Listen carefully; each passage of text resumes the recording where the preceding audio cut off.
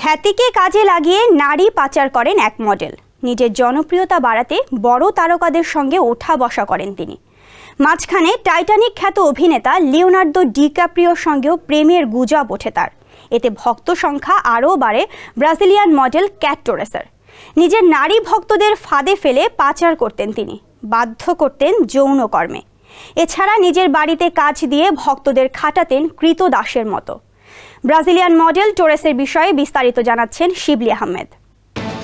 নিজের ভক্তদের জোরপূর্বক যৌনতায় অংশগ্রহণ করান কেট টোরেস। ব্রাজিলের তুমুল জনপ্রিয় এই মডেলের বিরুদ্ধে এসেছে এমন অভিযোগ, নারী ভক্তদের ফাঁদে ফেলে পাচার করে দেন তিনি। নিজের বাড়ির গৃহকর্মীদের সঙ্গে করেন কৃতদাসের মতো আচরণ। টোরেসের বিরুদ্ধে আনা এসব অভিযোগ প্রমাণিত হয়েছে। এতে 8 বছরের জেলও হয়েছে তার।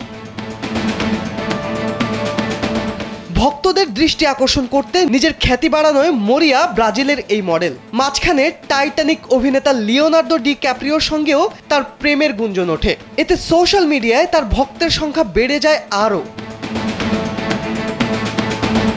এসবের মধ্যেই দুই নারী দাবি করেন টোরেস তাদের পাচার করে দিয়েছিলেন। ওই নারীদ্বয়কে নিজের বাড়িতে রেখে অত্যাচারও করেছিলেন মডেল টোরেস।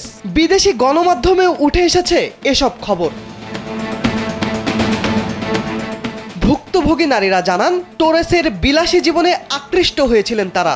নিয়মিত হলিউড তারকাদের সঙ্গে ওঠা বসা করেন এমন কারো কাছাকাছি থাকার ইচ্ছা ছিল ভুক্তভোগী ওই দুই নারীর। আনা নামে এক তরুণী জানান টোরেসের প্রতি তিনি মুগ্ধ ছিলেন, তাই $2000 বিনিময়ে রান্না করা, কাপড় ধোয়া ও পোষা প্রাণীর দেখভালের কাজ নিয়েছিলেন মডেলের বাড়িতে। কিন্তু টোরেস তাকে নোংরা সোফায় শুতে বাধ্য করত।